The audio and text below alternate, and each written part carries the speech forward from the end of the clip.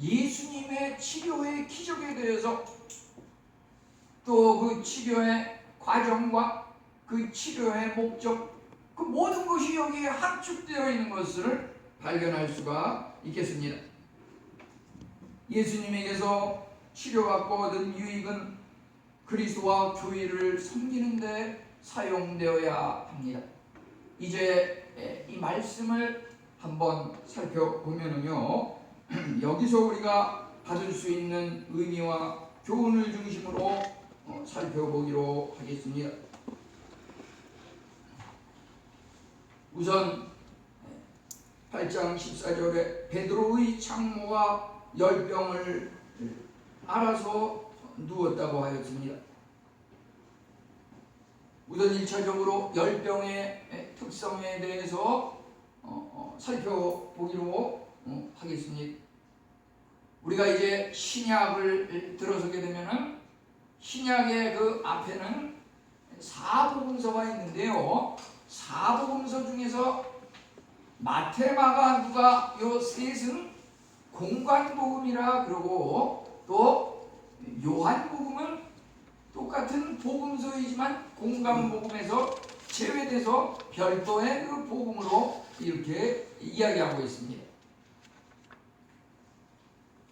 그 이유를 오늘 또 말씀을 통해서 우리가 알 수가 있겠는데요, 우선 이 열병을 앓는 베드로의 장모에 대한 이 두 구절 이 기록이 공관복음에 해당하는 이 마태, 마가, 누가복음에서는 비슷하게 이렇게 나와 있다고 하는 것입니다.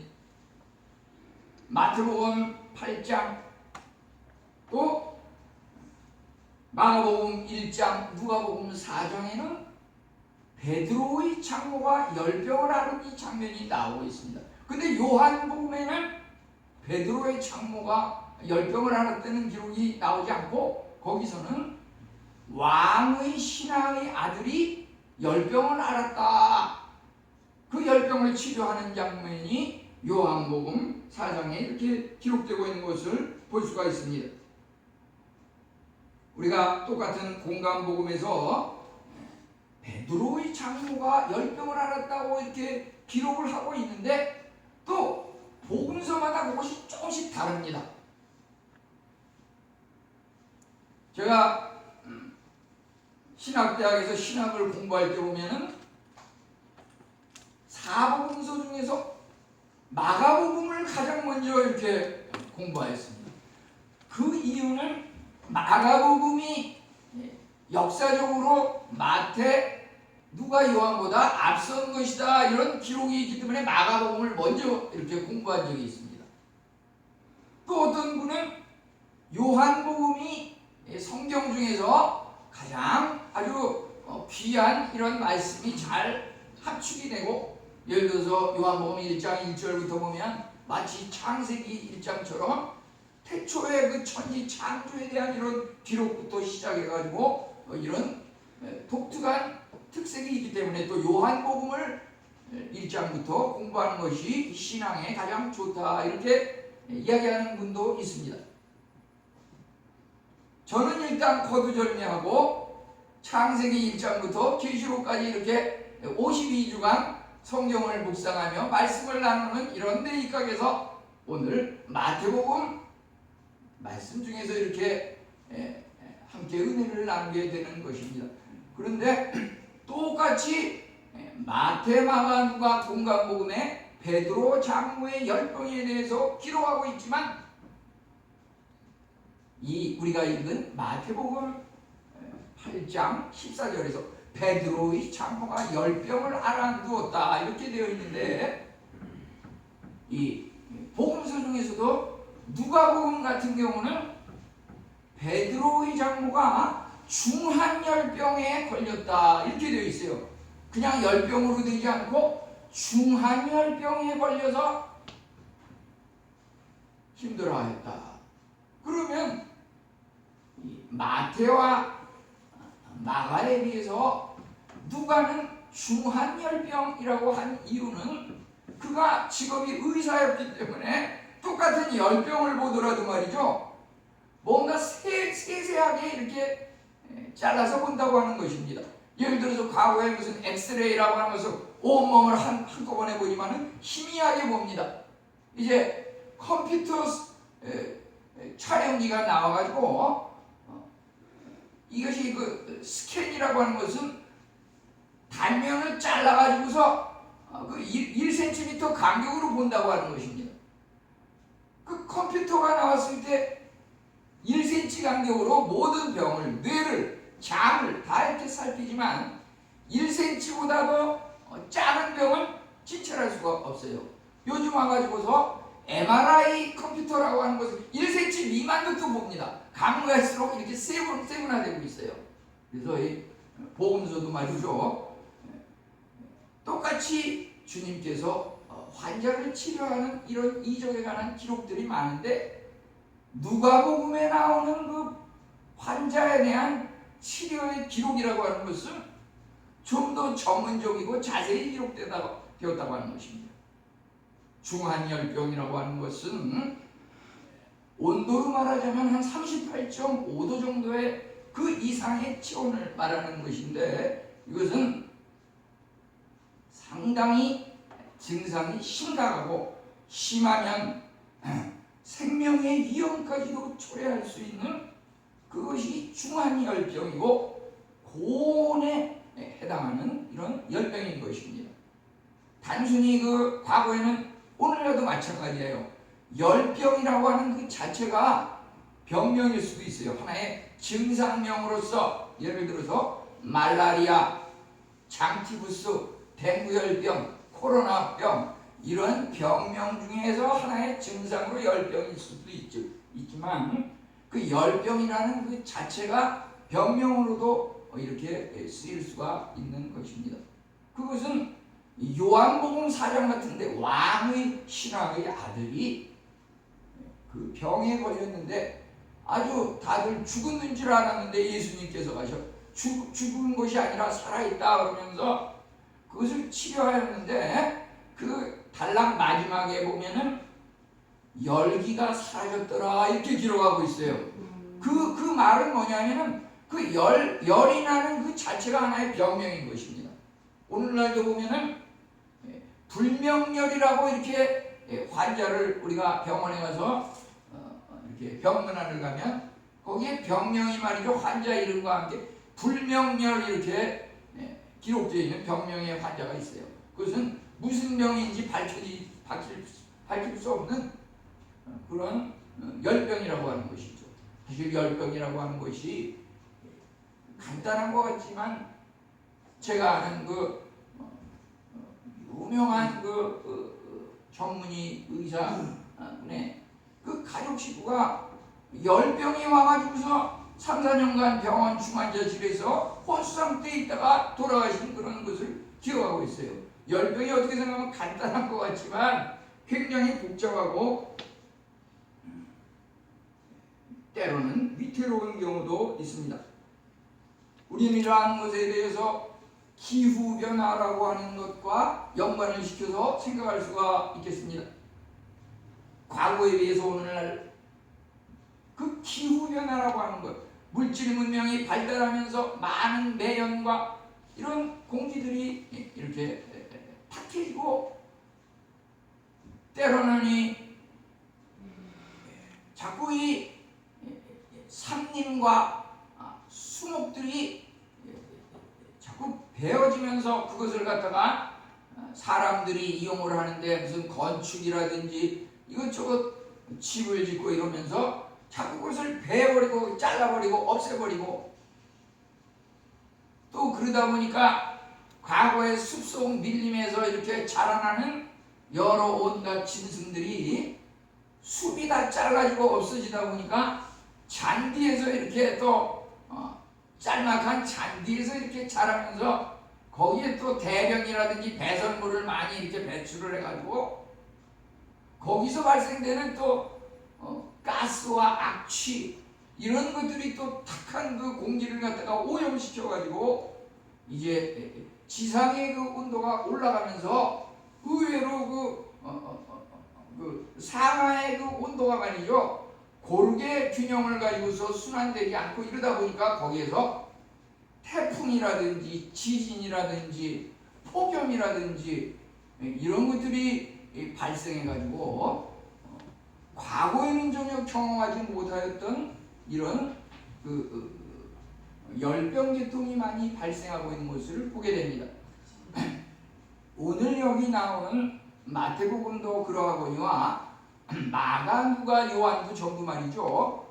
이 열병이 발생한 그 배경을 가만히 보면은 우리 그 주보 일면에도 그 지도에 나와 있지만 그 배경이 되는 장소는 갈릴리 가버나움이라고 하는 그런 지역에서 발생하는 것을 볼 수가 있습니다. 이 마태, 마가, 누가의 그 열병, 장모의 열병도 보면은 가버나움 갈릴리 지역인데 요한복음에 나오는 그 왕의 신하의 아들의 그 열병도 갈릴리 가버나움 지역인 것을 우리가 보게 됩니다. 왜 이렇게 예수님께서 나사렛에서 태어나셔서 이제 약간 위로 올라가서 갈릴리 북쪽 지역의 가버나움이라고 하는 곳에서 이렇게 활동을 많이 하였는데 그 갈릴리 가버나움이라고 하는 지역은 갈릴리 호수 북쪽에 위치하고 있는 그런 지역입니다. 그 지역은 열기와 습한 늪지대로 인하여서 거기에 각종 벌레 또는 모기 이런 것이 많이 있는 것을 보게 됩니다. 그리고 지역 환경이 뜨겁다 보니까 습하다 보니까 또 거기에서 열병 계통이 확률적으로 많이 생긴다고 하는 것이죠. 제가 한 11년간 있었던 그 스리랑카도 보면은 그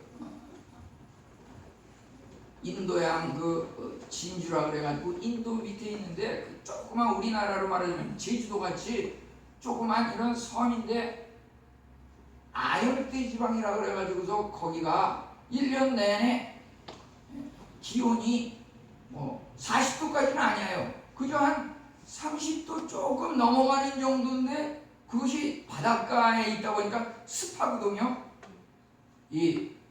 요즘은 이 목욕탕도 사우나도 코로나 걸린다고 잘 안 가게 하는데 그래도 기억을 살펴보면은 이 습식하고 건식이라는 게 있지 않습니까? 그러면은 습식이라고 하는 데는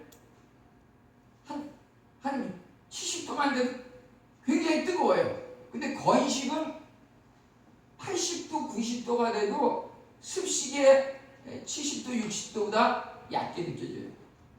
그 왜 그러냐면은 습식이 온도가 말이죠. 더 뜨겁게 느껴지는 그게 있는 거거든요. 그러다 보니까 그 아열대 지방에 있는 그 스리랑카에서 생활할 때도 보면 그 나라에 그 댕구 열병이라는 게 있어가지고 1년 내내 많은 사람들이 열병으로 그냥 식구 중에 한 명이 열병이 오면 일주일 동안 그냥 결석을 해도 되고 왜 결석했냐 그러면 댕구열이 왔어요. 그러면 아무 소리도 못해요. 그런데 문제는 한 사람이 걸리면 다음 주에는 또 식구들이 누가 또 걸리고 이렇게 되다 보니까 학교에 빠지고 이런 것도 뭐 열병 때문에 그런가 보다. 그리고 저도 보면 그 생활할 때 보면 1년 내내 머리에서 발까지 그저 한 3군데 내지 5군데는 항상 모기에 물려 있어요. 그러다 보니까 거기서 기도를 안 할 수가 없는 게 모기한테 물리는데 도대체 이 모기가 댕구열병 모기인지 장티푸스 말라리아 모기 열병인지 알 수가 없어요. 거기서도 보면 한 40.5도까지 이렇게 올라가는 그런 뜨거운 열병으로다가 고생한 적도 있는데요. 그래서 거기서는 기도를 할 수밖에 없어요. 도대체 이게 물리는데 하나님 제발 생명은 유지할 수 있는 그런 열병으로 낫게 해주세요. 이렇게 모든 것을 하나님께 맡기는 수밖에 없어요. 아무리 의사라 그래도 그거에 물려가지고서 모기 열병이 올 수밖에 없는 거거든요. 오늘날 보게 되면은 이 세상에서 가장 잘 사는 나라인 그 미국에서도 보면은 캘리포니아주에 지난 여름에 그 폭염으로 인해서 온도가 막 49도 이상 이렇게 올라간 것을 볼 수가 있어요. 그러다 보니까 거기에 그 산불이 아주 그냥 몇 달 동안 그치지 않고 막 코로나에 그냥 산불까지 경하다 보니까 그 서울의 한 14배 이상에 해당하는 그 면적이 전부 불타버렸대요. 근데 지도에서 이렇게 캘리포니아주라고 하는 데를 이렇게 확인해 보면 말이죠. 미국 서부의 바로 바닷가 인근이에요. 해변가예요, 바로. 그러니까 그 해변이라든지 갈릴리 호수라든지 이런 그 습지대, 늪지대에 열병이 유행할 수밖에 없는 것이고, 예수님께서 이렇게 베드로의 장모의 그 열병을 치료하는 이 장면이 여기에 나오고 있는 것입니다.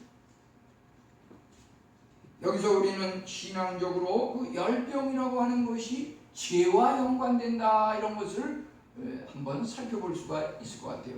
열병이 참으로 처음에 발생할 때는 야트막한 온도에서 시작하지만 이것이 미열에서 이틀, 3일 진행이 되기 시작하면 점점 상승하면서 몸이 뜨거워지고 열이 막 39도, 40도 가면 말이죠. 머리가 그냥 띵하고 정신이 혼미하고 기운도 그냥 쫙 빠지고 말이죠. 근데 우리가 그 죄라고 하는 것도 그래요. 죄도 저도 많이 지어봐서 알지만 보면은 이 소도둑이 바늘도둑이 소도둑된다는 말이 있지 않습니까? 바늘도둑이 소도둑된다. 이 죄악이라고 하는 것도 작은 것에 맞들이다 보면 점점 커지는데, 이제 점점 커지다 보면 내가 죄를 짓는지도 전혀 느낌이 없어요. 깨달음이 없어요. 마음이 강팍해지고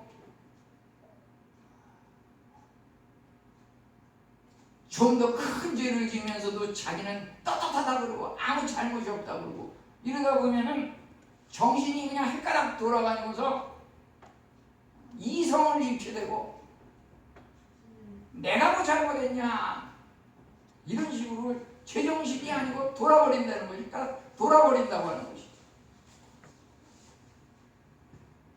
이걸로 인해서 머리도 아프고 막 위궤양도 오고 다리도 후들후들 힘이 없고 떨리고 이런 것들이 열병하고 죄의 그 뭔가 증상이 유사한 면이 있다고 하는 것이고, 그것을 낫는 과정에 있어서 열병은 의사가 치료해서 낫기도 하고 또 잘못 치료하면 죽기도 하지만, 죄라고 하는 것은 인간이 해결할 수 있는 것은 아니고 오직 예수 그리스도의 그 십자가 공로를 통해서 치료가 가능하다고 하는 것이죠. 영혼의 유일한 의사인 예수 그리스도의 그 차별성이 열병과 죄의 또 차별성이라고 볼 수가 있겠습니다. 이제 15절에 들어가면 손을 만지시니 열병이 떠나가고 그랬습니다. 손을 이렇게 만지신다고 하는 것은 뭔가 그 마음의 사랑과 동정심의 그 연민을 표현하는 거라고 볼 수가 있겠습니다. 예수님께서는 우리 모두에게 다가오셔서 우리의 그 마음속 깊은 곳을 세밀하게 살피시고 동정심을 베푸신다고 하는 것입니다. 집안에 참으로 한 사람만 아프게 되더라도 온 가정이 슬픔과 뭔가 침체가 되고 모두가 힘들어지는 그런 것을 보게 됩니다. 참으로 친구들 간에 무슨 가족 모임이 있어도 그 집안에 아픈 사람이 있으면 가족 모임에 갈 수도 없고 빨리 집에 가서 그 식구를 돌봐야 되고 모든 것이 참으로 힘들고 마음이 싸늘하게 식어질 수가 있겠습니다. 그지만 여기서 예수님의 제자 베드로의 가정에 예수님께서 찾아오셔서 그 차가운 마음을 따뜻하게 녹여주시고 그곳의 그 슬픔을 기쁨으로 바꿨다고 하는 것입니다. 우리 오늘 이 죽을 심각한 중한 열병을 앓는 이 가정이 평범한 불신자의 집안, 평범한 신자의 집안이 아니라 예수님의 수제자인 베드로의 가정에서 이런 일이 일어났다고 하는 것 한번 생각해 볼 필요가 있겠습니다. 우리는 자칫 교회 다니면서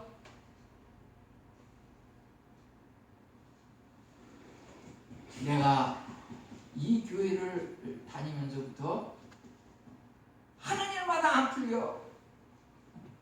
온몸이 안 아픈데 나 다시 아파. 목사님을 잘못 만났나 봐. 교회를 도로 옮겨야 될래나. 우린 별의별 생각을 다 할 수 있지만 여기 이 장면을 보면은 천하의 예수님의 제자 중에서 수제자인 그 베드로가 그 집안에 이런 병이 생겨서 고통을 겪고 있다고 하는 것. 우리는 이러한 그 고난과 고통과 질병에 대해서 무조건 불행한 화와 재난이라고만 생각할 것이 아니라 코로나도 마찬가지입니다.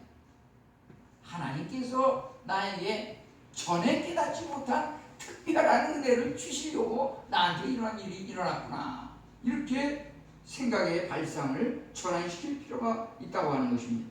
이제 예수님께서 또 베드로의 집에 찾아온 것은 원래 베드로 장모의 그 열병을 치료하기 위해서 온 것은 아닙니다. 원래 예수님께서 오신 것은 하루의 일과 중에 말씀을 전하고 아픈 사람을 치료하고 가르치고 이런 하루의 일과를 마치고 저녁 때 뭔가 휴식을 취하기 위해서 베드로의 집에 들렸던 것입니다. 베드로의 집에 와서 다과를 즐기고 휴식을 취할 수도 있었지만은 마침 그곳에 보니까 베드로 장모가 열병을 하나 누워있는 것을 보시고서 피곤한 몸을 아랑곳하지 않고 다가가셔서 그 장모의 병을 치료하셨다고 하는 것입니다. 우리는 자칫 세상 속에서 살면서 그리스도인임에도 불구하고 그저 정해진 시간 그 일만 딱 하고서 땡하면 그냥 일이 되든 말든 마무리 되든 말든 그냥 싹 사라지고 손을 놓는 그러한 우를 범하는 경우가 있습니다. 예수님께서는 참으로 일과 외 시간이지만은 자비를 베풀어 주셨다고 하는 것, 참으로 질병과 고통을 바라볼 때 그대로 내버려 두지 아니하시고 사랑으로 치료하고 구원을 베푸셨다고 하는 것입니다. 이러한 것들은 우리가 하나의 이적으로서 주님의 그 놀라운 치료의 기록인데, 이러한 것을 기록한 이유는 예수님께서 그 치료를 받는 자로 하여금 치료의 그 은혜를 체험하고 자기가 체험한 은혜를 전파하도록 하는 목적에서 이렇게 이러한 은혜를 주님께서 베푸신다고 볼 수가 있겠습니다. 여기서 베드로의 장모도 병이 낫는 즉시 여기 보면은 예수님을 수종 들었다고 했습니다. 그것은 예수님을 섬기는 그 아름다운 봉사의 모습을 통하여서 주위 사람들에게 주님을 증거하는 이런 모습이라고 볼 수가 있겠습니다. 예수님의 그 수제자 베드로의 주어진 교훈이라고 하면은 이와 같은 그 가정의 장모의 심한 열병을 앓는 어려움을 체험하면서 실제 밖에서 그냥 멀리서 바라보던 그 예수님의 치료의 능력, 예수님의 사랑과 연민의 긍휼하심, 이러한 것을 내 집에 예수님을 초대해서 나의 장모님을 치료하는 그 가까운 그 모습을 대하면서 베드로는 참으로 그 주님의 능력을 눈으로 확인하고 참으로 놀라운 능력의 그 예수님을 한치의 의심도 없이 절대적으로 신뢰하고 순종하는 이런 제자도의 자리매김을 할 수 있는 그런 싹이 여기서 트게 됐다고도 볼 수가 있겠습니다. 우리는 이 손을 만지심에 열병이 떠나갔다고 하는 것, 손을 만지신다고 하는 것은 어떤 의미가 있습니까? 이 예수님의 손이라고 하는 것은 능력을 상징합니다. 전지전능하신 불가능이 없으신 그 능력이, 그 손길이 바로 주님의 손길이라고 볼 수가 있습니다. 여기서는 마태복음에서는 예수님께서 손을 만지시니 이렇게 나와 있는데, 누가복음 4장 40절에서는 온갖 병자들을 위해 손을 얹으시니 이렇게 기록되어 있는 것을 볼 수가 있습니다. 손 대 손을 물론 잡을 수도 있지만 예수님께서 그 병을 치료하실 때 때로는 손을 이렇게 만지셔서 치료하는 경우도 있지만 손을 그 환자 위에 이렇게 얹으시면 아픈 부위에 손을 얹으시기도 하고 머리에 또 손을 얹으시기도 하고, 우리는 이러한 모습 속에서 신앙생활을 하는 중에 세례식과 임직식을 우리가 생각할 수가 있겠습니다. 우리가 세례를 받을 때 보면은 이렇게 집례자가 세례받는 사람의 그 머리에 손을 얹고, 또 임직, 안수집사님, 장로님 이런 분들 임직할 때 보면은 우리도 보면은 그 시차례라든지 노회, 임원 목사님들이 오셔서 막 5명, 10명이 그 한 분 한 분에 대해서 머리에 손을 얹고 이렇게 기도하는, 안수기도하는 이러한 모습을 볼 수가 있습니다. 세례식의 그 장면이라고 하는 것은 뭐냐면은 물속에 예수님께서 요한에게 세례를 받을 때 그 강에 들어갔다 나오는데, 그것은 강에 들어가는 것은 죽은 것이고 물에서 나오는 것은 죽었다가 다시 살아나는 것입니다. 우리는 세례를 통해서 육신의 그 죽은 영에 거듭나는 그 새로운 삶을 체험하는 것이고, 임직이라고 하는 것은 하나님의 그 구원의 은총에 감사한 마음으로 하나님의 일을 섬기고 직분을 감당함으로 봉사하는 그 직책을 하나님으로부터 온 것을 믿고 순종하는 이러한 예식이라고 볼 수가 있겠습니다. 이제 구약 시대의 그 죄 용서함의 행위에 해당하는 아론 이후의 그 레위 제사장들, 그들은 해마다 짐승을 잡아서 제사로 드려서 죄를 용서함 받았지만, 그것은 하나님과 인간 사이의 그 거리를 영구적으로 연결시킬 수 없었기 때문에 하나님께서 독생자 예수 그리스도를 통해서 히브리서 9장 26절 이쪽에 보게 되면은 저가 죄인들을 위해서 자기 몸을 일시에 들이셨다고 했습니다. 단 한 번의 그 몸을 들이심으로 과거와 현재와 미래의 죄까지도 용서하시고 해결하셨다고 하는 것입니다. 우리는 더 이상 죄 문제로 인해서 고민할 필요가 없습니다. 이제 오늘날 교회 시대의 성도라고 하는 것은 만인 제사장입니다. 우리는 모두 제사장이 되어서 왕이요 제사장이요 선지자로서 하나님 앞에 직접 나아가 감사와 찬양과 경배를 드릴 수가 있는 것입니다. 이제 마지막으로 예수님께 수종 들더라, 이것은 바로 이 누가복음과 마가복음에서는 일행에게 수종 들더라 이렇게 나와 있습니다. 이것을 종합하면은 열병이 치료된 것을 통해서 예수님과 그 일행, 교회와 성도를 섬겼다고 하는 것입니다.